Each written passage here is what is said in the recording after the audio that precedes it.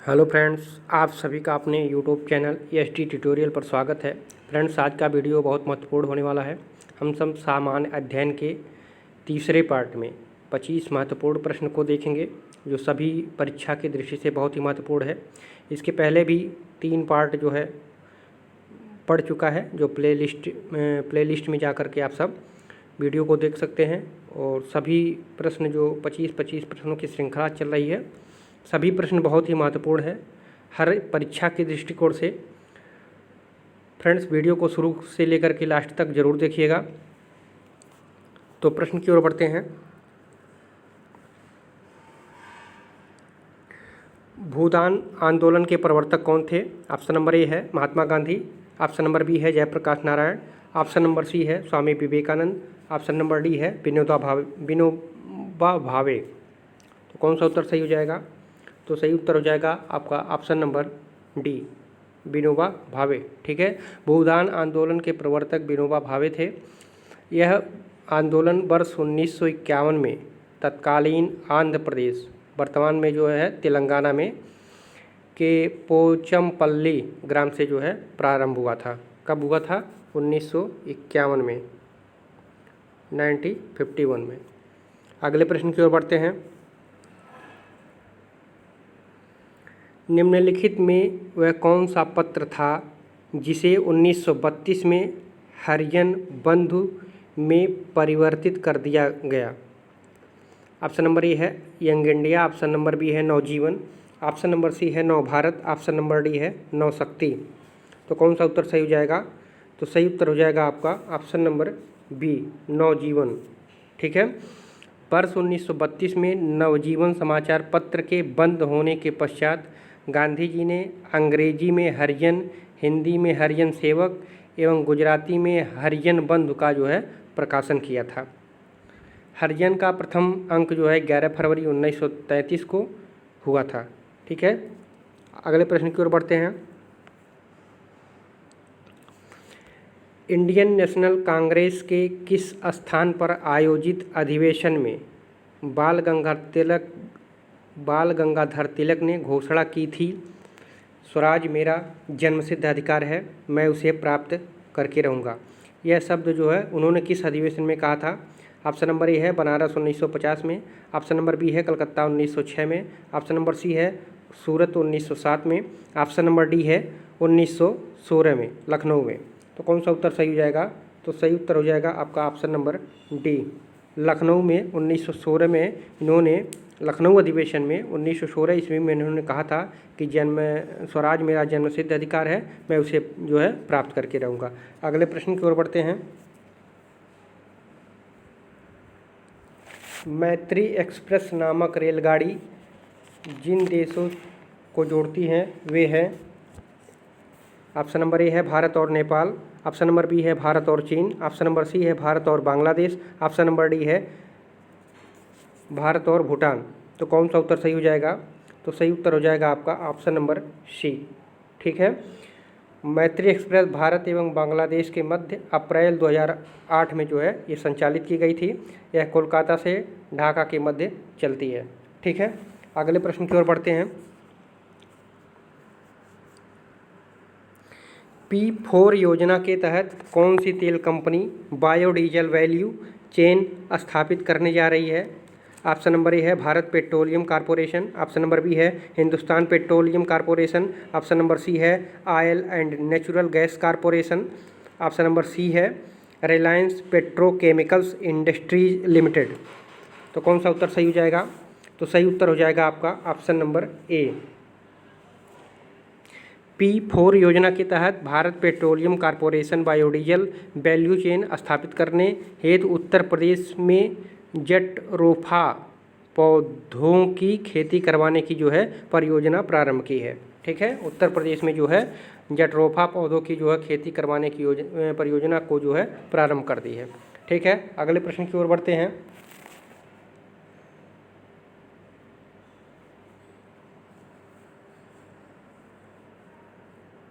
भारत निर्माण की योजना की घोषणा जिस वर्ष के बजट में की गई थी वह था, ऑप्शन नंबर ए 2003 और 2004 में, ऑप्शन नंबर बी 2004 और 2005 में, ऑप्शन नंबर सी 2005 और 2006 में, ऑप्शन नंबर सी डी है 2006 और 2007 में। तो किस बजट में यह घोषणा किया गया था? तो सही उत्तर हो जाएगा आपका ऑप्शन नंबर सी। ठीक है। भारत निर्माण योजना की घोषणा वर्ष 2005 और 6 के बजट में की गई थी। यह योजना मुख्यतः 6 क्षेत्रों पर केंद्रित थी, जिसमें पानी, बिजली, सड़क, सिंचाई, दूरसंचार और देश के ग्रामीण क्षेत्रों में आवास शामिल था। ठीक है। अगले प्रश्न की ओर चलते हैं। संघ के बजट में राजस्व व्यय की सबसे बड़ी मद प्रायः कौन सी है? ऑप्शन नंबर ए है रक्षा व्यय, ऑप्शन नंबर बी है मुख्य उत्पादन, ऑप्शन नंबर सी है ब्याज की अदायगी, ऑप्शन नंबर सी डी है राज्यों को अनुदान। तो कौन सा उत्तर सही हो जाएगा? तो सही उत्तर हो जाएगा आपका ऑप्शन नंबर सी। ठीक है। संघ के बजट में राजस्व व्यय की सबसे बड़ी मद प्रायः ब्याज की अदायगी होती है। ठीक है। अगले प्रश्न की ओर बढ़ते हैं।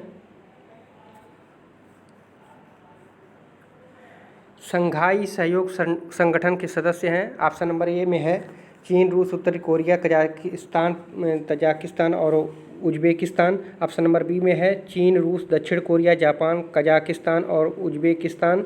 ऑप्शन नंबर सी में है चीन, रूस, जापान, किर्गिस्तान और तजाकिस्तान। ऑप्शन नंबर डी है चीन, रूस, कजाखस्तान, किर्गिस्तान, तजाकिस्तान और उज्बेकिस्तान। तो कौन सा उत्तर सही हो जाएगा? शंघाई सहयोग संगठन के सदस्य कौन है?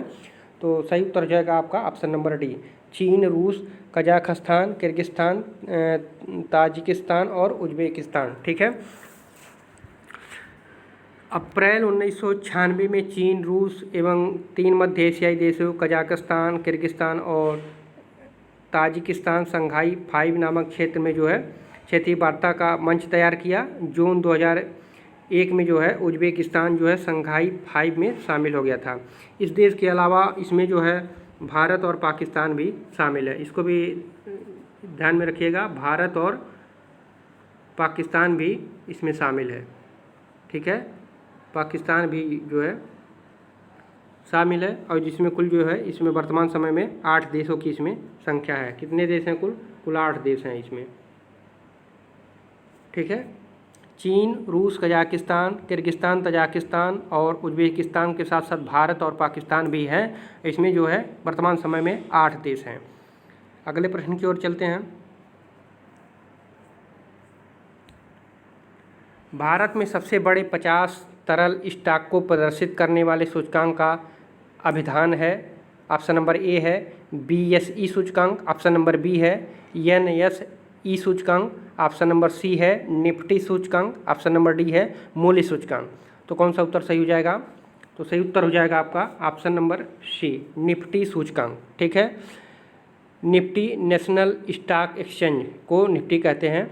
नेशनल स्टॉक एक्सचेंज पर सूचीबद्ध 50 प्रमुख शेयरों का सूचकांक है। निफ्टी 2 शब्दों से मिलकर बना है, नेशनल और निफ्टी। ठीक है। अगले प्रश्न की ओर चलते हैं। भारत से चमड़े का सबसे अधिक आयात करने वाला देश कौन सा है? भारत से चमड़े का सबसे अधिक आयात करने वाला देश कौन सा है?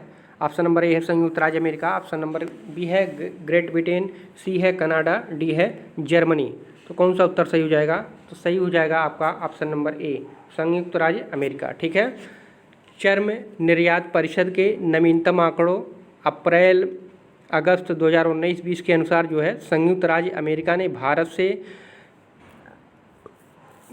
जो है 384.28 मिलियन डॉलर की जो है चमड़े का सामान जो है आयात किया है। ठीक है।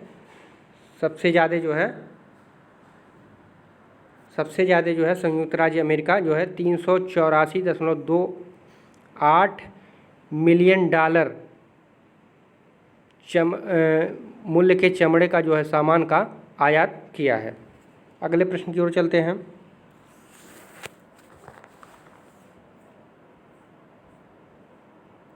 निम्नलिखित में से किसका अंशदान भारत के घरेलू उत्पाद में अधिक रहता है? ऑप्शन नंबर ए है कृषि एवं आनुवंशिक क्रियाएं। ऑप्शन नंबर बी है विनिर्माण उद्योग। ऑप्शन नंबर सी है बिजली, गैस और जल आपूर्ति। ऑप्शन नंबर डी है सेवाएं। तो कौन सा उत्तर सही हो जाएगा? तो सही उत्तर हो जाएगा आपका ऑप्शन नंबर डी, सेवाएं। ठीक है, अगले प्रश्न की ओर बढ़ते हैं।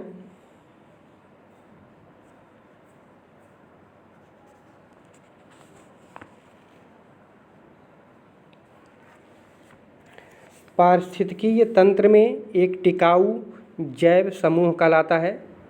ऑप्शन नंबर ए है इकोटोन। ऑप्शन नंबर बी है सक्सेशन। ऑप्शन नंबर सी है क्लाइमेक्स। डी है सिरल। तो कौन सा उत्तर सही हो जाएगा? तो सही उत्तर हो जाएगा आपका ऑप्शन नंबर ए, इकोटोन। ठीक है, पारिस्थितिकी तंत्र में इकोटोन, जिसे संक्रमण भी कहा जाता है, एक टिकाऊ जैव समूह कहलाता है।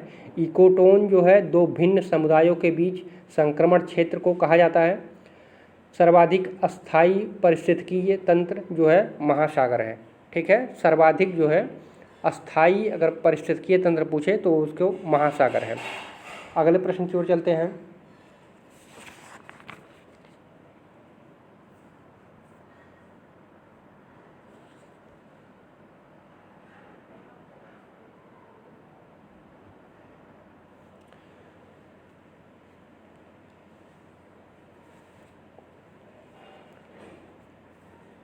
सूची 1 को सूची 2 से सुमेलित कीजिए तथा सूचियों के नीचे दिए गए कोड का प्रयोग करते हुए सही उत्तर चुनिए। तो एक सब इधर नदी है, इधर सहायक नदी है। तो नदी की सहायक नदी कौन है, इसको मिलान करना है आपका। इधर है गंगा,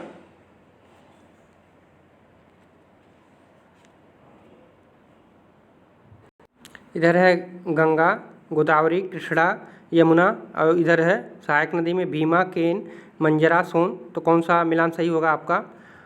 तो सही हो जाएगा आपका गंगा जो है सोन की सहायक नदी है। गंगा जो है सोन की सहायक नदी है।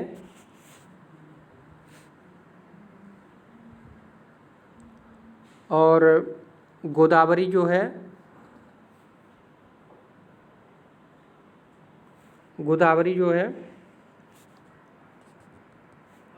मंजरा की है। गंगा सोन की है और गोदावरी जो है मंजरा की है। और कृष्णा जो है, कृष्णा भीमा की सहायक नदी है। और यमुना जो है वो केन की है। ठीक है, तो कौन सा ऑप्शन सही हो जाएगा? तो सही उत्तर हो जाएगा आपका ऑप्शन नंबर डी। ठीक है, ऑप्शन नंबर डी सही हो जाएगा। देखिए, गंगा जो है सोन की 4, गोदावरी जो है मंजरा की 3, कृष्णा जो है भीमा की 1 और यमुना जो है केन नदी की, ठीक है, सहायक नदी है। ठीक है, अगले प्रश्न की ओर बढ़ते हैं।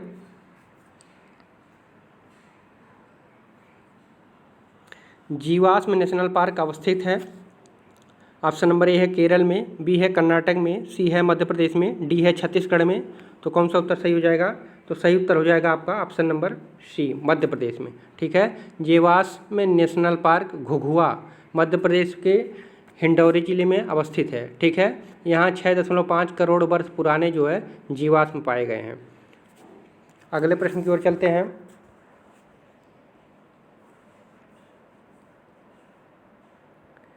ज्ञात निम्नलिखित देशों में से किस देश का सिक्का है? ऑप्शन नंबर ए है इजराइल, ऑप्शन नंबर बी है ब्रिटेन, सी है थाईलैंड, डी है म्यांमार।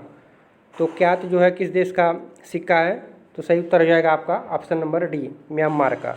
ठीक है, ज्ञात म्यांमार का सिक्का है, जबकि वहत थाईलैंड का जो है वहत है। ठीक है, वहत है। और सेकेल इजराइल का हो जाएगा सेकेल,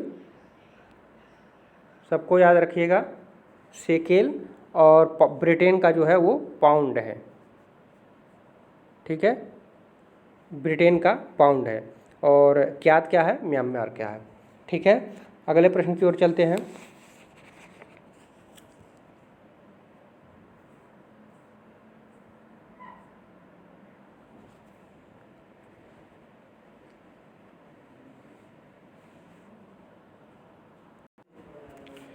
किस पंचवर्षीय योजना का मुख्य उद्देश्य गरीबी हटाओ रखा गया? ऑप्शन नंबर ए है 5वीं पंचवर्षीय योजना, ऑप्शन नंबर बी है 6वीं पंचवर्षीय योजना, ऑप्शन नंबर सी है 4थी पंचवर्षीय योजना, ऑप्शन नंबर डी है 7वीं पंचवर्षीय योजना। तो कौन सा उत्तर सही हो जाएगा?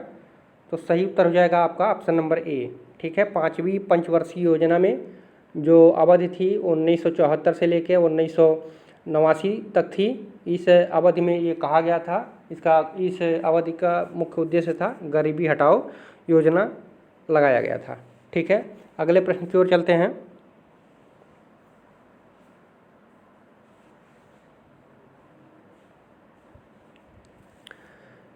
दो सूची दिया गया है, एक और इधर बीमारी है और इधर जो है उसे जिस जीव से होता है वो है, उसको मिलान करना है। मलेरिया, कालाजार, डेंगू, एन्सेफलाइटिस तो किस जीवाणु द्वारा होता है, इसको आपको मिलान करना है। तो कौन सा उत्तर सही हो जाएगा आपका? तो मलेरिया जो होता है चीता मच्छर के कारण होता है। ठीक है, मलेरिया जो होता है चीता मच्छर के कारण होता है। और कालाजार जो है क्यूलेक्स के कारण होता है। कालाजार किसके कारण होता है? क्यूलेक्स के कारण होता है। और डेंगू किसके कारण होता है? तो डेंगू एनाफेलिस के कारण होता है, एनाफेलिस के कारण होता है। और एन्सेफलाइटिस जो है सैंड फ्लाई के कारण होता है। ठीक है, सैंड फ्लाई के कारण होता है। तो कौन सा ऑप्शन सही हो जाएगा? तो सही ऑप्शन हो जाएगा आपका ऑप्शन नंबर सी। ठीक है, मलेरिया चीता मच्छर, कालाजार फ्यूलेक्स और डेंगू जो है एनाफिलिस और एन्सेफ्लाइटिस जो है सैंड फ्लाई। ठीक है, अगले प्रश्न की ओर चलते हैं।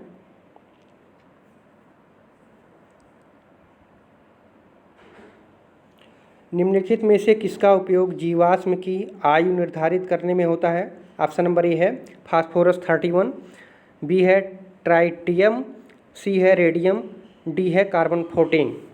तो कौन सा उत्तर सही हो जाएगा? तो सही उत्तर हो जाएगा आपका ऑप्शन नंबर डी, कार्बन 14।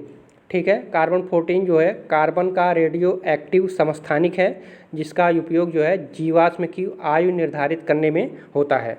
ठीक है, अगले प्रश्न की ओर चलते हैं। धावन मशीन का कार्यकारी सिद्धांत है। ऑप्शन नंबर ए है अपकेंद्रीकरण, बी है अपोहन, सी है उत्क्रम परासरण, ऑप्शन नंबर डी है विसरण। तो कौन सा उत्तर सही हो जाएगा? तो सही उत्तर हो जाएगा आपका ऑप्शन नंबर ए, अपकेंद्रीकरण।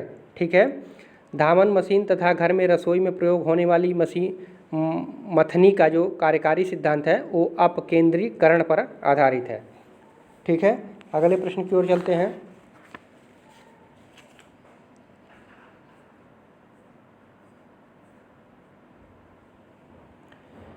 निम्नलिखित में से कौन सा नत्रजनीय जैव उर्वरक के रूप में प्रयुक्त होता है?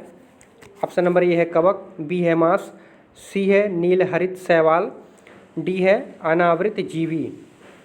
तो कौन सा उत्तर सही हो जाएगा? तो सही उत्तर हो जाएगा आपका ऑप्शन नंबर सी, नील हरित शैवाल। ठीक है, नील हरित शैवाल को साइनोबैक्टीरिया भी कहा जाता है। यह नत्रजनीय जैव उर्वरक के रूप में प्रयुक्त होता है। नील हरित शैवाल को जो है साइनोबैक्टीरिया भी कहा जाता है। ठीक है, साइनोबैक्टीरिया।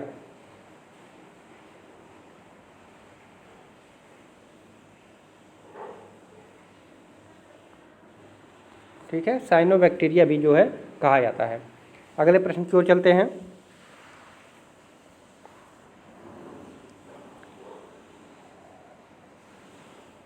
निम्नांकित में से कौन सी सूचना प्रौद्योगिकी परिभाषित नहीं है? ऑप्शन नंबर ए है लॉगिन, ऑप्शन नंबर बी है मोडेम, सी है पासवर्ड, डी है पिनाका।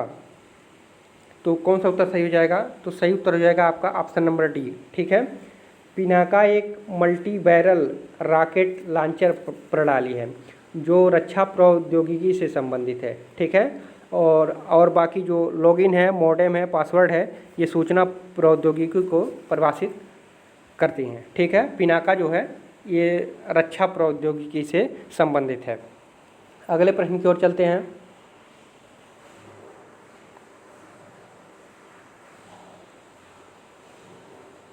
निम्नलिखित में से कौन सा अंतरिक्ष उड़ान में खाद्य पदार्थ के रूप में प्रयुक्त होता है? ऑप्शन नंबर ए है नास्टाक, बी है क्लोरेला, सी है यूलोथ्रिक्स, डी है स्पायरोगायरा। तो कौन सा उत्तर सही हो जाएगा? तो सही उत्तर हो जाएगा आपका ऑप्शन नंबर बी, क्लोरेला। ठीक है, अंतरिक्ष उड़ान में अंतरिक्ष यात्रियों द्वारा खाद्य पदार्थ के रूप में जो है प्रायः क्लोरेला का उपयोग किया जाता है। ठीक है, अंतरिक्ष में जो लोग जाते हैं तो अपने साथ जो है क्लोरेला जो है खाद्य पदार्थ के रूप में वहाँ पे प्रयुक्त करते हैं। अगले प्रश्न की ओर चलते हैं। पृथ्वी के तरल कोड से भिन्न चंद्रमा का कोड है। पृथ्वी के तरल कोड से भिन्न चंद्रमा का कोड है। ऑप्शन नंबर ए है प्लाज्मा, बी है वाष्पशील गैस, सी है श्यान द्रव, डी है ठोस। तो कौन सा उत्तर सही हो जाएगा? तो सही उत्तर हो जाएगा आपका ऑप्शन नंबर डी, ठोस। ठीक है, पृथ्वी के तरल कोड से भिन्न चंद्रमा का आंतरिक कोड जो है ठोस है, जिसमें आयरन की बहुलता होती है। और चंद्रमा का आंतरिक कोड लगभग जो है 150 मील की त्रिज्या के घेरे में विस्तृत है। ठीक है, आंतरिक कोड जो है बहुतायत में लोहा एवं जो है निकल से निर्मित होता है। ठीक है, अगले प्रश्न की ओर चलते हैं।